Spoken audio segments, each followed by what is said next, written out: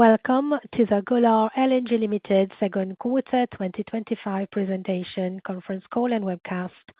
After the slide presentation, the CEO, Karl Fredrik Staubo, and CFO, Eduardo Maranhão, there will be a question and answer session. Information on how to ask a question will be provided then. At this time, all participants are in a listen-only mode. I would now like to pass over to Karl Fredrik Staubo. Karl, please go ahead. Thank you, Operator, and welcome to Golar's Q2 2025 earnings results presentation. My name is Karl Fredrik Staubo. I'm the CEO of Golar LNG, and today I'm accompanied by our CFO, Eduardo Maranhão. Before we get into the presentation, please note the forward-looking statements on slide 2. As normal, we start on slide 3 and an overview of Golar today. Golar is a focused FLNG company. We own 3 units, where 2 is on the water and 1 under conversion. The key event of the quarter is securing the 20-year charter for the Hilli, as well as signing definitive agreements and consequent final investment decision for the Mark II FLNG. On the back of securing 20-year charters for our existing fleet, we're increasing focus on adding additional FLNG units as we see strengthening demand for FLNG solutions to monetize stranded, associated, and re-injected gas opportunities. During the quarter, we increased our cash position through a $575 million convertible bond issuance, and we now have a cash position of just under $900 million. With a fully delivered net debt to EBITDA ratio of around 3.4 times, $17 billion of EBITDA backlog before commodity upside, and 20-year cash flow visibility, we have capacity to fund incremental FLNG growth units from financing proceeds. Turning to slide 4 and a look at our EBITDA backlog and cash flow visibility. On the back of the Q2 contracting events, our existing fleet is now fully contracted for 20 years. The highlights, as mentioned, was fulfillment of all the CPs and FID of the Hilli, as well as the definitive agreements for the Mark II in May, as well as FID now on August 6th. The Mark II FLNG charter remains subject to regulatory approvals and customary conditions precedent. We expect all of these CPs to be met within 2025, and we are progressing according to schedule to meet them. The backlog stands at $17 billion before inflationary adjustments and commodity exposure through the CESA contracts that can together add significant further upside to the backlog. Turning to slide 5 and an overview of the global FLNG fleet. Golar remains the market leader measured by liquefaction capacity. The global fleet consists of 7 units on the water and 4 units under construction. We expect to see increased newbuilding activity from the existing FLNG owners, combined adding up to 5 units of announced FLNG project plans if they all progress according to schedule. We also see increased interest from gas resource owners, increasingly interested in FLNG solutions to monetize gas. This development is a testimony to the attractive costs, proven operational track record, and flexibility that FLNGs offer versus traditional land-based liquefaction solutions. Golar remains the only proven provider of FLNG as a service. The other companies, as presented on this slide, only monetize gas that they control. A contemplated 4th FLNG unit by Golar will therefore likely be the only available open FLNG capacity with delivery within this decade. We believe we can drive best value in ordering our next unit before locking in an associated charter. This is similar to the successful strategy executed when ordering the Hilli and later the Mark II FLNG. Once we do secure a potential long-term contract for our next unit, we plan on continuing our growth ambitions with a 5th unit. We will remain with our strategy to only have one open FLNG at a time, and we expect to be able to fund all visible growth plans with proceeds from debt financing activities of the existing fleet and the overall balance sheet flexibility. We plan on continuing our growth trajectory as long as we can obtain accretive and solid economic returns to our shareholders. Turning to slide 7 and quarterly highlights and developments. The second quarter was a very active and very successful quarter for Golar, with several key milestones met. As alluded to a few times already, all the CPs and FID for Hilli's redeployment charter in Argentina was met. Simultaneously, we signed a definitive agreement for the Mark II and later the FID now on August 6th. In June, we issued $575 million of convertible bonds and used around $103 million of the proceeds to buy back 2.5 million shares, or just under 2.5% of our company. Eduardo will detail some of the benefits of the CB later in the presentation. In July, we issued our annual ESG report containing detailed information about our operations and the benefit to the countries we operate in. It's worth a read for those interested in development that we provide to the countries we operate in. During the quarter, we saw the exit of 2 of our existing board members, Georgina Sousa and Torleif Egeli. We would like to thank them for their long-term contribution to Golar's board. We also welcomed 3 new board members, Benoit Fourcadier, Mi Hong Yoon, and Stephen Schaefer. We're excited to have the addition of these 3 members and look forward to their contribution to Golar's continued success. Consistent with our communicated strategy of adding accretive FLNG growth once the existing fleet has been de-risked and committed on long-term charters, we have increased our efforts for our 4th unit. We have signed agreements with our target shipyards to confirm EPC price and delivery schedule for the next unit, and we expect to decide on design, size, and shipyard in the coming months. Turning to slide 8 for an update on Hilli. Again, the key milestone for Hilli during the quarter was the conclusion of our 20-year redeployment charter in Argentina, which adds $5.7 billion in EBITDA backlog before commodity upside. Under her existing contract, Hilli continued her perfect economic uptime and have now delivered 137 cargoes since contract startup, or exported more than 9.5 million tons of LNG from Cameroon. We're in the final phase of entering into a redeployment, upgrade, and life extension contract for the shipyard scope in between the unit's contract in Cameroon and before starting up the 20-year contract in Argentina. We expect this yard contract to be concluded within the 3rd quarter of this year, and the contract is in line with our budgeted redeployment scope. Turning to slide 9 and Gimi.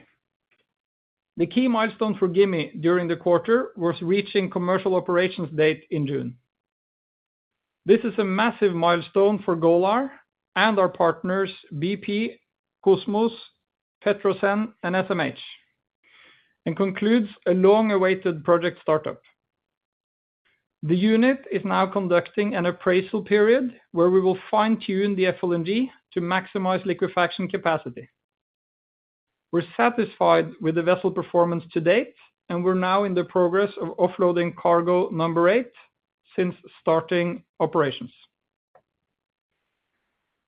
The contemplated $1.2 billion Chinese sale-leaseback refinancing facility has taken longer than approved by our stakeholders. The facility is fully concluded between Golar and our Chinese counterparts. The delays are caused by the stakeholders outside of our control.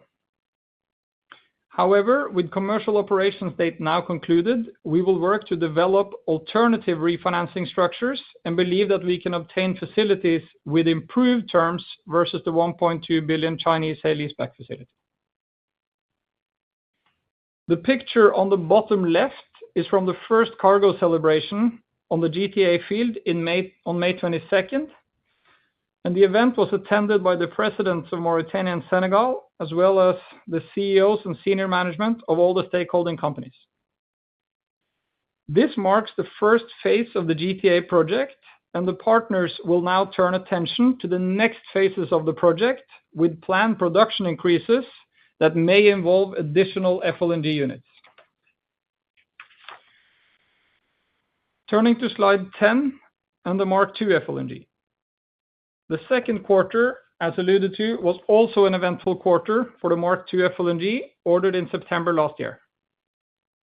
We signed the definitive agreements for a 20-year charter on May 2nd to operate alongside Hilli for CESA in Argentina. On August 6th, we obtained the final investment decision for the charter, and as explained, we're expecting the remaining CPs to be fulfilled within 2025. The conversion itself is progressing according to schedule, now almost 19% complete. The unit is scheduled to be delivered during Q4 2027, and upon completion, the FLNG will sail to Argentina to start her 20-year operations during 2028. As you can see from the pictures, the donor vessel, the LNG carrier Fuji, has now been cut in half and skidded onto land. The picture to the bottom right is from the fabrication of the sponsons that will be added to the width of the vessel. We have funded approximately $800 million of the $2.2 billion conversion budget fully with equity to date. On the back of securing a long-term charter, we're progressing financing initiatives for the unit and expect to add asset-level debt within 2026. The proceeds from such financing will be used to fully finance the delivery and an equity component into Golar's next FLNG. As part of the yard contracts, we also hold an option for a second Mark II FLNG with an estimated construction time of about 38 months from ordering.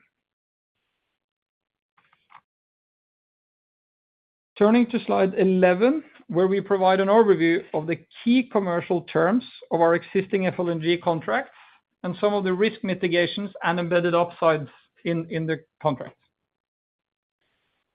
Golar does not control where attractive gas reserves are located in the world, but we can structure our contracts to mitigate risks and maximize return for our stakeholders. Some of the means to do so is highlighted on this slide. All of our FLNG contracts are on English law, paid in US dollars, and paid offshore. We work with strong charter counterparties that effectively create a buffer between us and the host governments in the geographies where we operate. In the case of Hilli in Cameroon, that buffer is Perenco. For Gimi, offshore Mauritania and Senegal, it's BP. And for our Argentina contracts, it's CESA, which is a consortium comprising Pan American Energy, YPF, Pampa Energia, Harbor Energy, and Golar LNG. Some of our contracts have meaningful upside through commodity links. For the case of Hilli in Cameroon, Golar earns $3.1 million in excess cash earnings for every dollar Brent is above $60. We also make $3.7 million of annual free cash flow for every incremental dollar per MMBTU of the TTF gas price with no ceiling.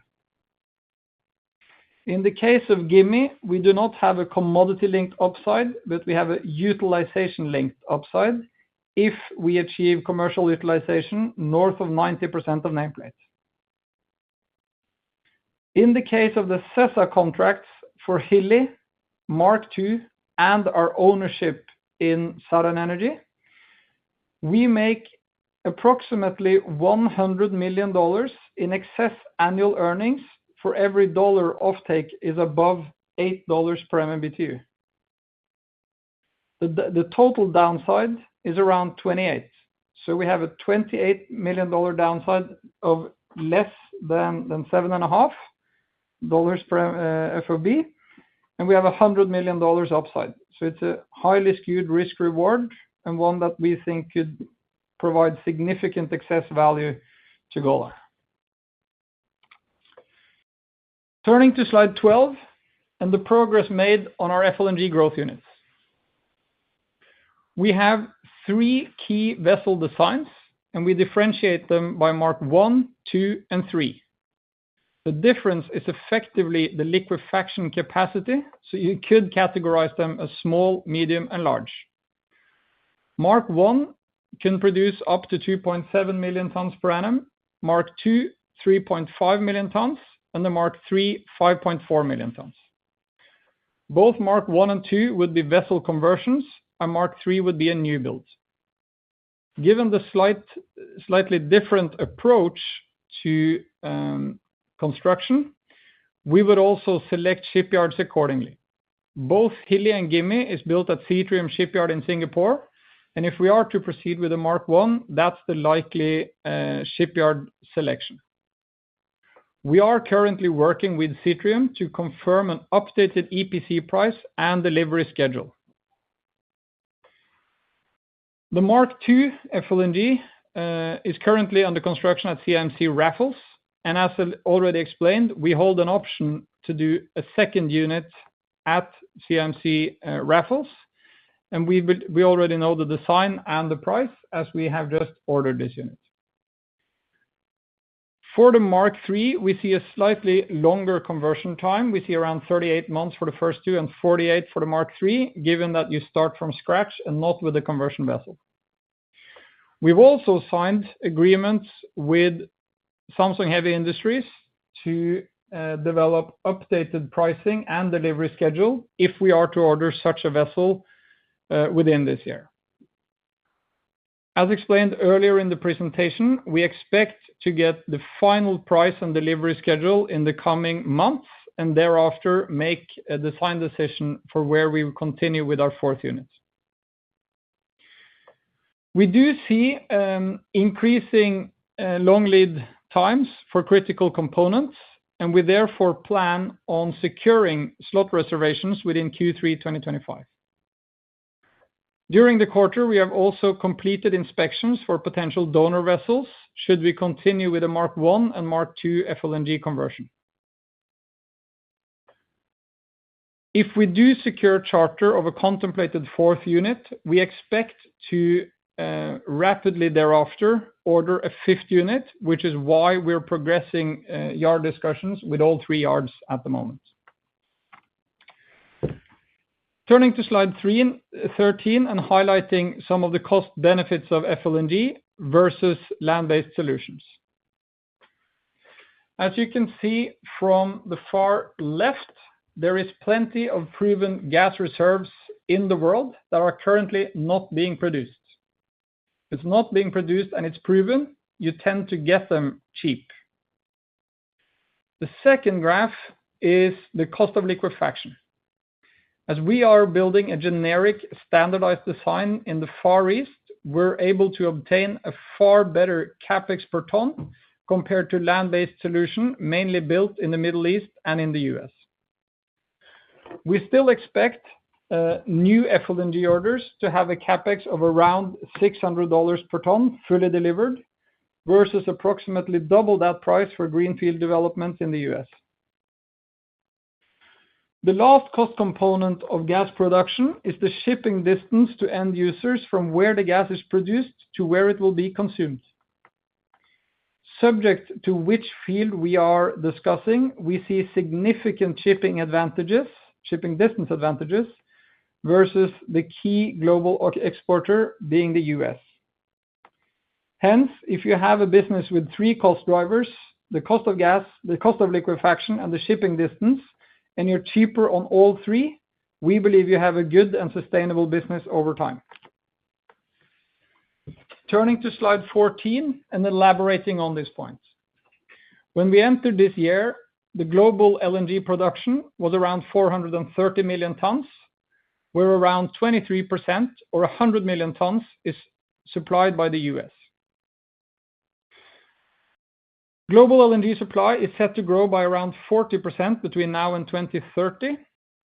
However, the absolute majority of that volume is expected to come out of the US, increasing its global market share from 23% to 37% of the global market.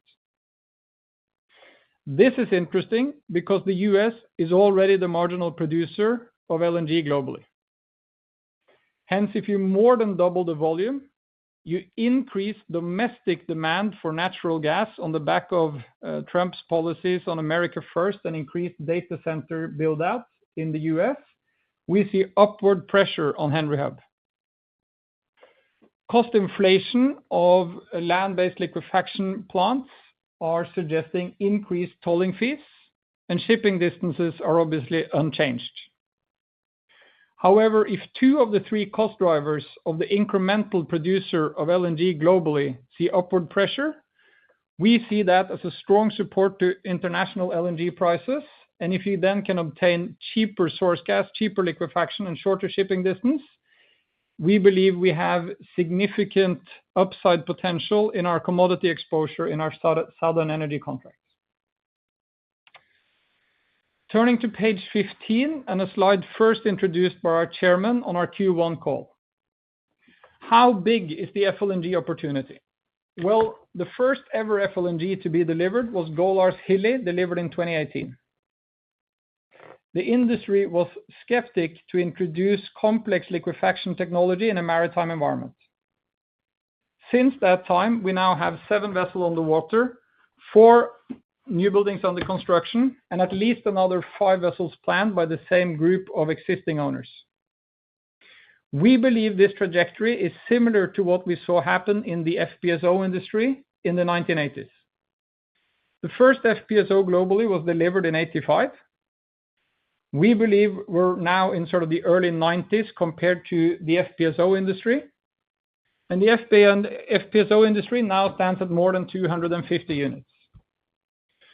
Basically, the cost competitiveness, flexibility, and time of construction is what is increasingly driving recognition of FLNG technology and build out of what we think is an industry in strong growth. This is why we feel very comfortable with continuing to add units and will continue to do so for as long as we are the only service provider and can secure economics similar to those secured on our existing contracts. I'll now hand the call over to Eduardo to take us through the group results and key developments on the financial highlights during the quarter. Thank you, Carl, and good morning, everyone. I'm pleased to provide an overview of Golar's financial performance for the second quarter of 2025. Moving to slide 17, let's review some of the key financial highlights of this quarter. We achieved total operating revenues of $75 million, with FLNG tariffs reaching $82 million in the quarter, a significant increase from the previous quarter as a result of Gimi COD, which took place on June 12th. Going forward, we will always refer to FLNG tariffs to illustrate the total revenues generated from FLNG's Hilli and Gimi, including realized gains from TTF and Brent-linked fees, as well as all revenues under the Gimi contract. Total EBITDA reached $49 million in Q2, positively impacted by Gimi COD. Total EBITDA for the last 12 months ended in Q2 stood at $208 million. This quarter, we report a net income of $31 million. This figure is inclusive of certain non-cash items, such as adjustments in the value of embedded TTF and Brent derivatives within the Hilli contract, as well as changes in interest rate swaps, but also a $30 million gain recognized on day one after the startup of Gimi's contract. We deemed the Gimi contract as a sales type lease, and now that we have reached COD, we de-recognize the capitalized amounts under assets under development in our balance sheet to a net investment as a sales type lease. Please refer to the appendix of this presentation for a detailed walkthrough of the accounting treatment of the Gimi contract. In June, we raised $575 million of convertible bonds and repurchased 2.5 million shares for a total consideration of just under $103 million. Following that, our liquidity position has been significantly strengthened, with just under $900 million of cash on hand at the quarter end. I'll talk more about this transaction in the next slides. Further to that, our net debt position at the end of the quarter stood at just under $1.2 billion. Lastly, we're pleased to declare a dividend of $0.25 per share this quarter, with a record date of August 26, and payment scheduled for around September 4th. Now moving to slide 18. Here we can see the breakdown of our Q2 EBITDA and the contributions coming from Hilli and Gimi, resulting in total FLNG tariffs for the quarter of $82 million. Hilli revenues are split between base, Brent, and TTF-linked fees, as you can see on the slide, while Gimi revenues going forward will be recognized between a capital element as well as an operating element, as you can see on the graph below. Total EBITDA from FLNG operations alone was $57 million, after certain project development expenses are associated with our growth project, as Carl explained before. When we consider our corporate costs and other overhead expenses, our total reported EBITDA in the quarter ended at $49 million. Now moving to slide 19. In June, we raised $575 million of convertible bonds. As part of this transaction, we also bought back 2.5 million shares for just under $103 million, at an average share price of $41.09 per share. The notes were priced with a fixed coupon of 2.75 and a 40% premium. One important point to note is the effect of the buyback. When considering them, the notes are net dilutive to our share count prior to the notes offering, only when our share price exceeds $76.7 at maturity in December 2030, before adjusting any dividends paid in the period. This represents a premium of close to 87% above the reference price of $41.09. After the share repurchase, we received total net proceeds of approximately $464 million, giving us extra flexibility to fund our growth developments with a fourth or a fifth unit, as explained by Carl. Turning now to slide 20. Looking back during the past 4.5 years, we can see our historical record of shareholder returns. I wanted to highlight a few points. We did a total of $787 million of dividends, share, and asset buybacks over this period, versus an operating cash flow after debt service of around $500 million in the same period.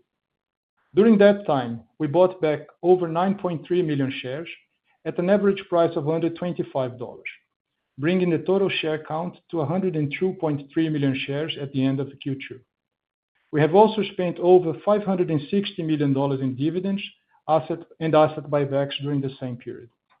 Going forward, we plan to use our liquidity released from debt financing proceeds to be allocated to fund accretive FLNG growth, while using our free cash flow generation to significantly increase our shareholder returns.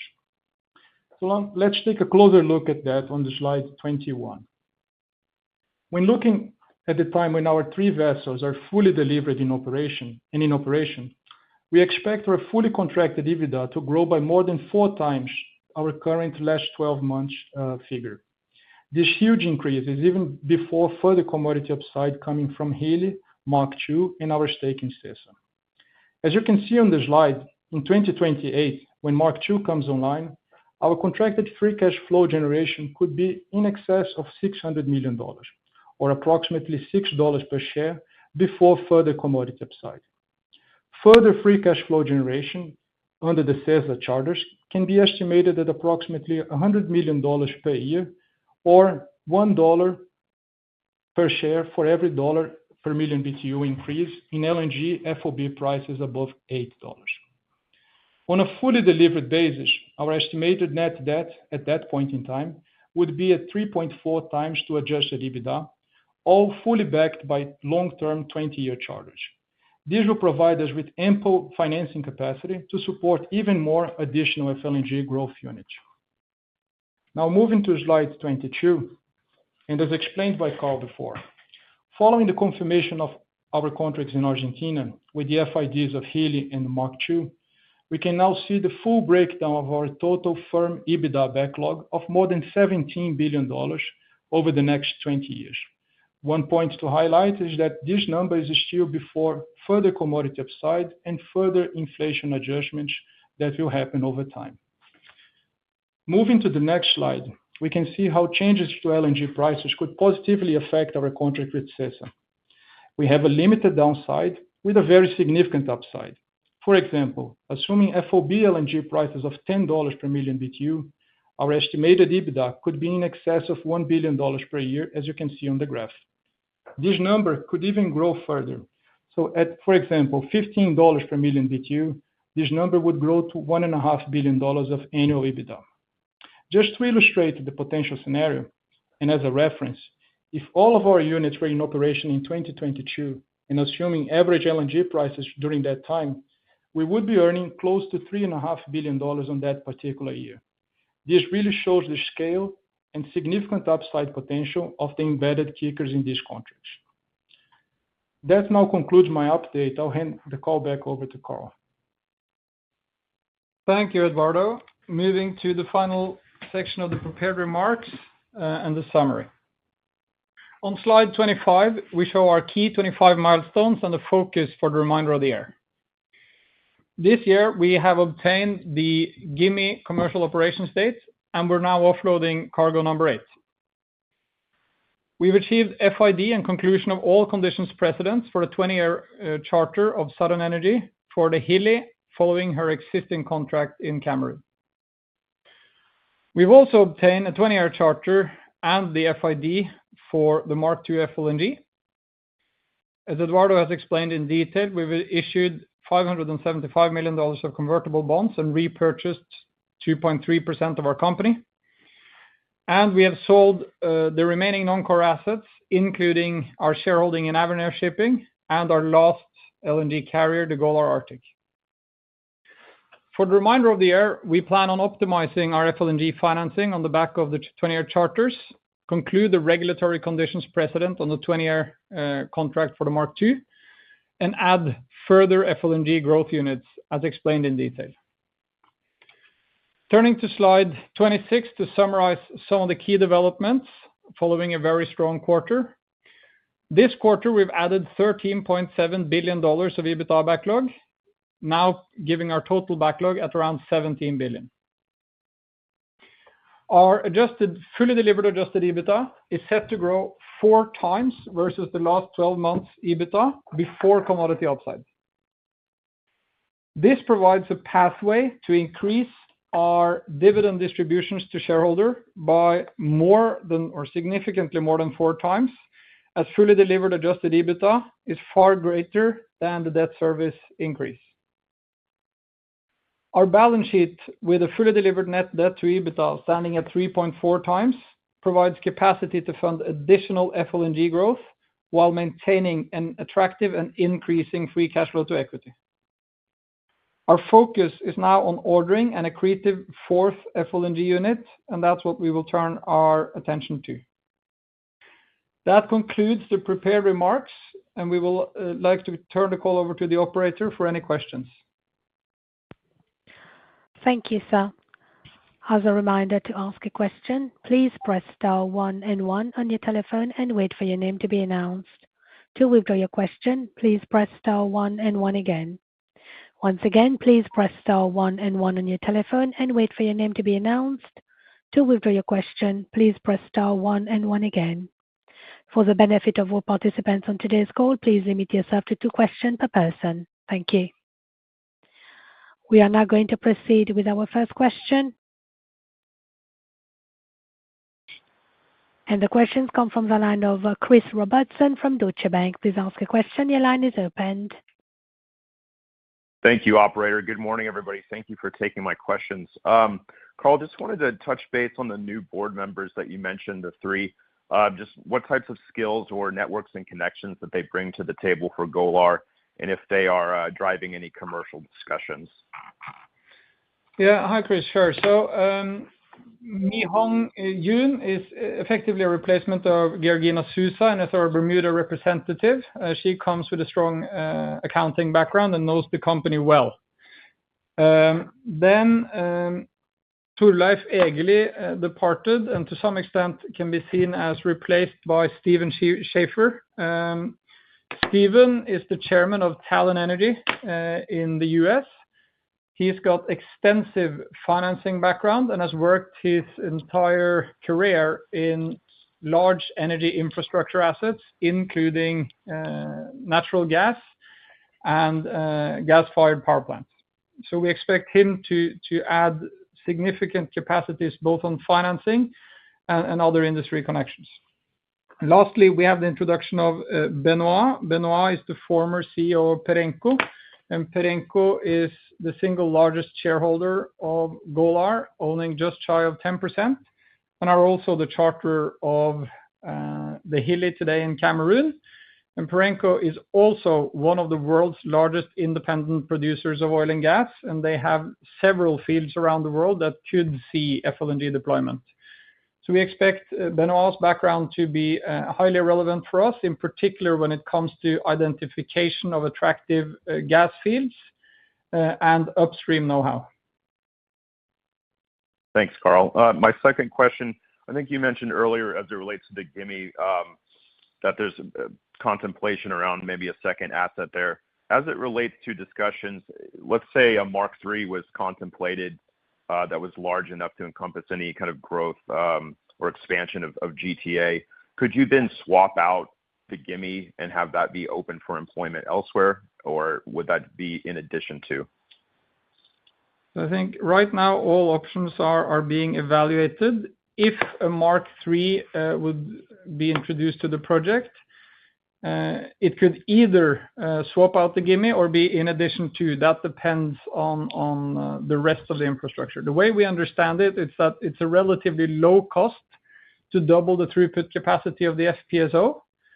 Hence, it should be highly accretive to double the capacity from today's 2.5 to 5 MTPA. Arguably, one of the simpler ways of doing that is to order a Mark III and that we swap it out with Gimi. Subject to final commercial arrangements, that's a deal that we would welcome because we see very strong demand for that type of size elsewhere. So that's absolutely not something we would rule out, but it could also be in addition to, but then there's other constraints on the upstream that needs to be unlocked. All right, thank you. I'll turn it over. We are now going to proceed with our next question. And the next questions come from the line of Frode Mørkedal from Clarksons Securities. Please ask your question. Hi, guys. Hi, Frode. Yeah, I just wanted to pick your brain on valuation. Of course, you have a huge backlog, and I feel like as an analyst, a lot of the discussion I have with investors, just end up in talking about the valuation of that backlog, right? So particularly what's the appropriate discount rate, which of course is brought down to assessing the risk, right? So I just wanted to hear what kind of framework you think is useful when you value that backlog. Sure. So in terms of understanding the valuation, which I guess is the question in the backlog here, we obviously have a fixed set of EBITDA, which comprise of Hilli, Mark II, and Gimi. And if you combine them all and net off G&A, it's around $800 million per year before CPI adjustment and commodity upside. The right discount factor on those, we will leave it to you to decide.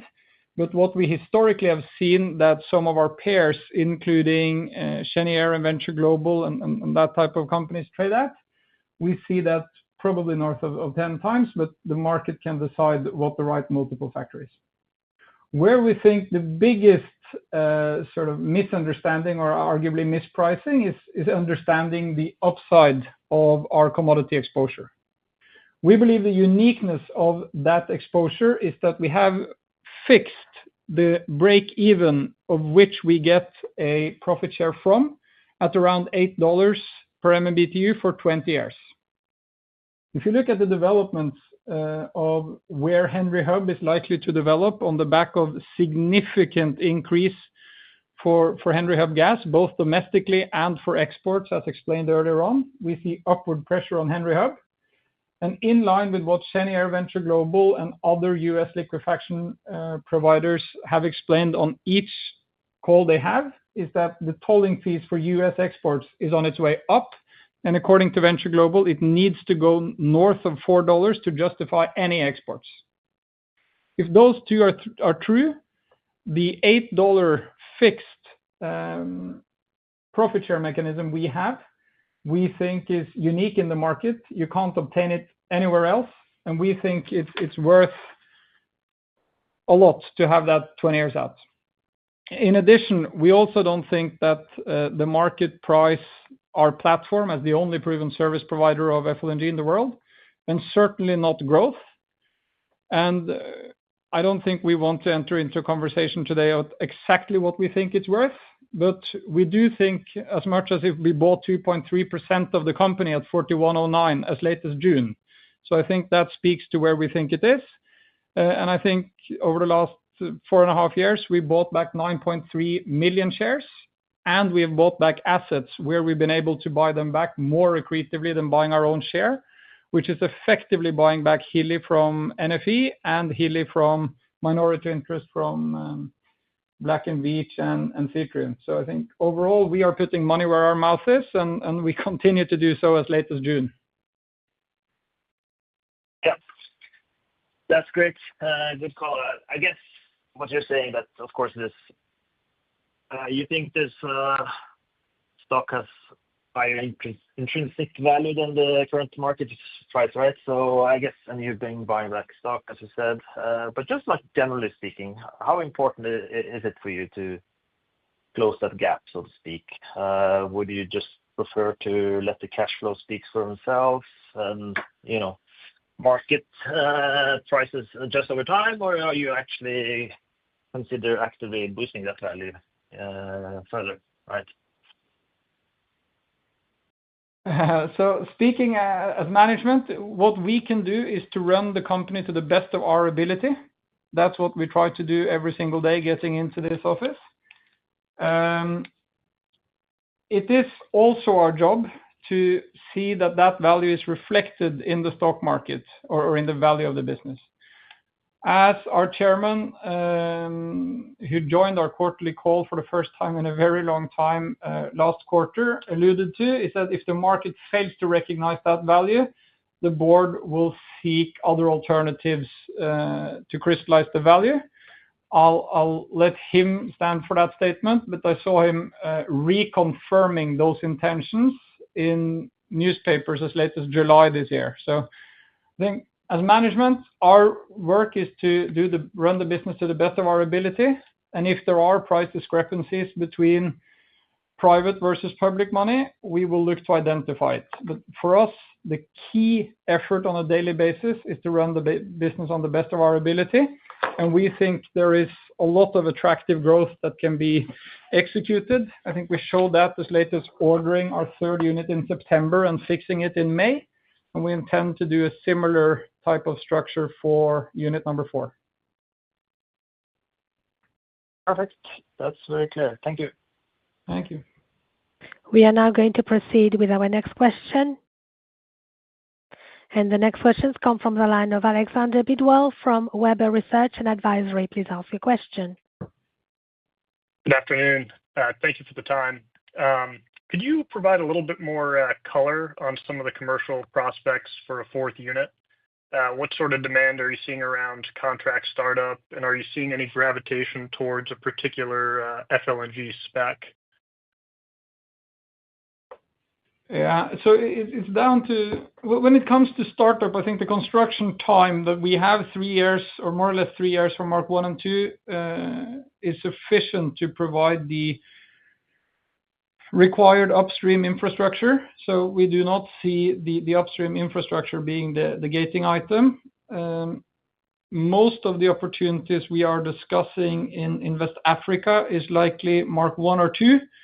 And then some of the projects we are discussing in South America and in the Middle East could be a Mark III. So that's sort of broadly where we see it. Naturally, just given size and throughput, there are more commercial opportunities for smaller sizes. But as long as you have a few people in the running on the larger size, you can still drive competitive tension, and that's what we're focused on. In terms of number, the smaller is where there's more, and larger you still need to have enough for competitive attention. All right. Thank you. Appreciate the color. And then turning over to long lead items, you'd mentioned that some of the timelines have been increasing. Just curious, is there any cross compatibility between long lead items for the Mark I, II, and III? Could you say order certain long lead items and then, I guess, change which direction you go in terms of asset? That's a very good question, and the answer is yes. It is compatible. So basically, we use Black & Veatch topside technology for all the three designs. It's just a matter of how much of the equipment you put on. The key long lead items that has been dragged out in time is gas turbines on the back of very strong demand from the aviation industry and data centers. So those are the ones we're likely to put the slot reservation on first, and that's interchangeable between the designs. It's just the number of turbines you need is different. So the whole idea is to do the slot reservation and decide on the number of turbines later. All right. That makes sense. Thank you very much. I'll turn it back over. Thank you.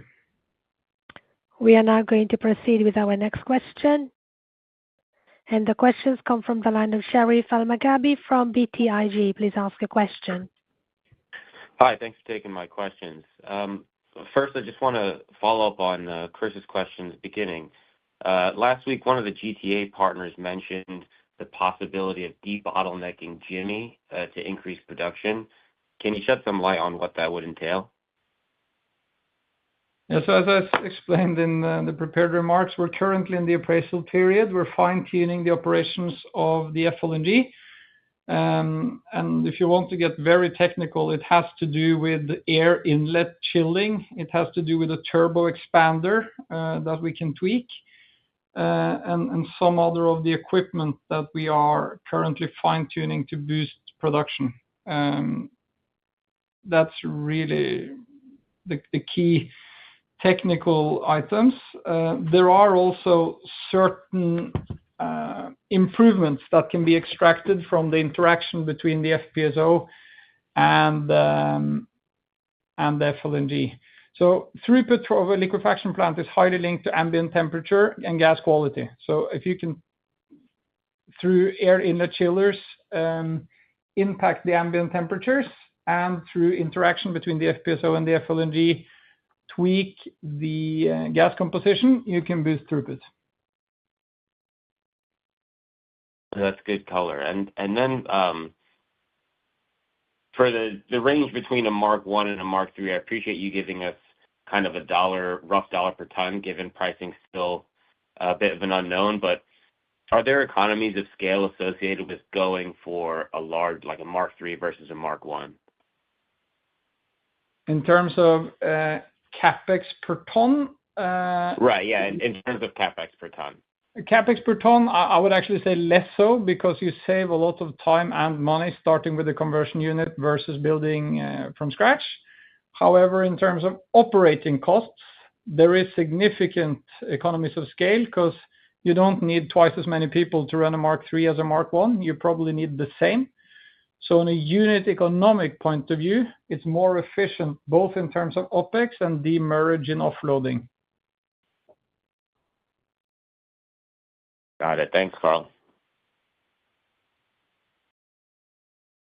We are now going to proceed with our next question.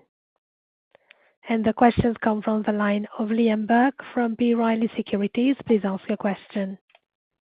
Thank you. Hi, Karl. How are you? Well, thanks, Ray. Karl, I mean, you stepped up the Mark I to the Mark III rather, and you essentially doubled your capacity. Do you anticipate further capacity growth on next generation FLNGs, or is this just a function of the offshore reserves? We do not. No, you're right. We don't see a very. We don't expect to go for like a 10 MTPA unit, if that's the question, because then you start to get into far too few fields. One thing is that you need large reserves. The other thing you need is be able to service the throughput. So I'm not an upstream expert, but some wells, even if you have a massive reserve, if you empty it too quickly, you can have pressure losses and you can destroy the recoverability of the entire reserve. So it becomes very sensitive if you start to go beyond this size. Okay. At the higher capacity levels, I mean, the FLNGs generally, the original ones generated mid to high teens returns on invested capital. When you get to twice the capacity, how do you see those returns increasing? If you look at what we did in Argentina with the Mark II, we're able to do 20-year contracts at around, that one is 5.5 times CapEx to EBITDA before inflation adjustment and before commodity upside, where OpEx and asset level tax is passed through to the off-taker. So I think if we are able to do 20-year business at around 5 times with commodity exposure and CPI adjustments, I think we think that's good business for 20-year contracts. And that's sort of similar to what we would target on any new project. Got it. Thank you, Carl. Thank you. We are now going to take our next question. And the questions come from the line of Craig Shere from Tuohy Brothers Investment Research. Please ask a question. Good morning, New York time. Thank you for taking the questions. So it seems your focus is on projects with commodity kickers.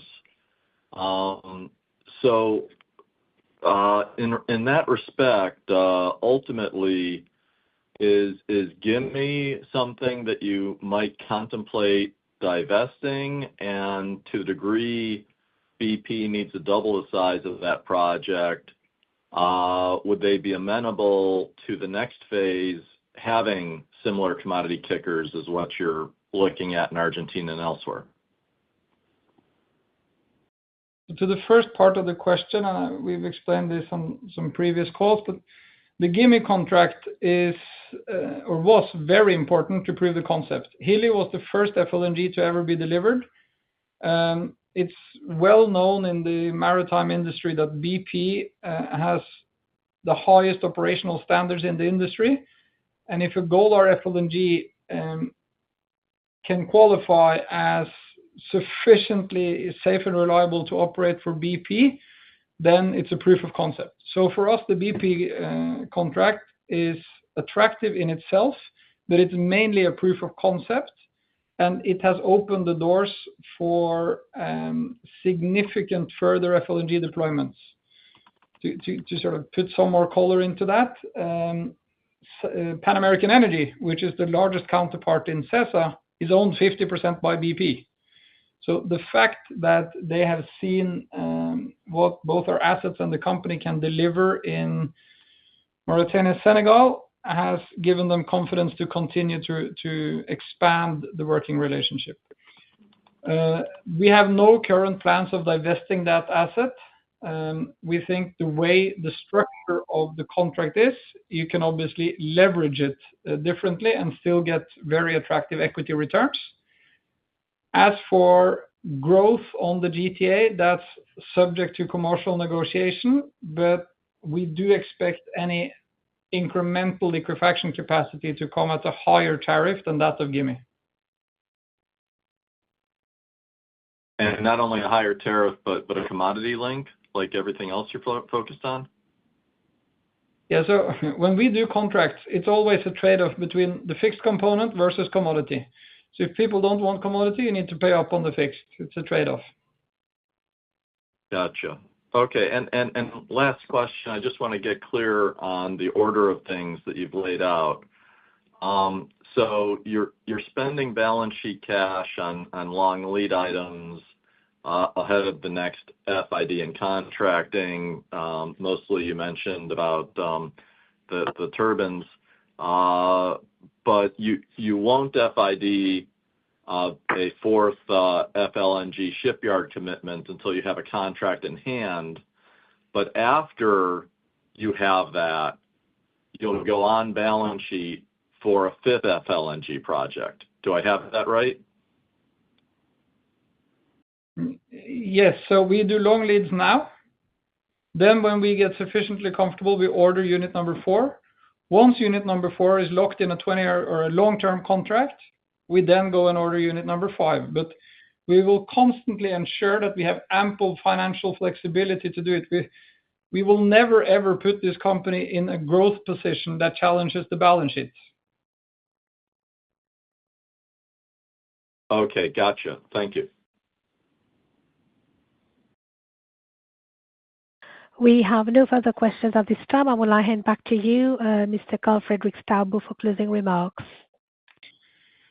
That concludes Golar's Q2 earnings call. Thank you all for dialing in, and have a good day. This concludes today's conference call. Thank you all for participating. You may now disconnect your lines. Thank you and have a great day.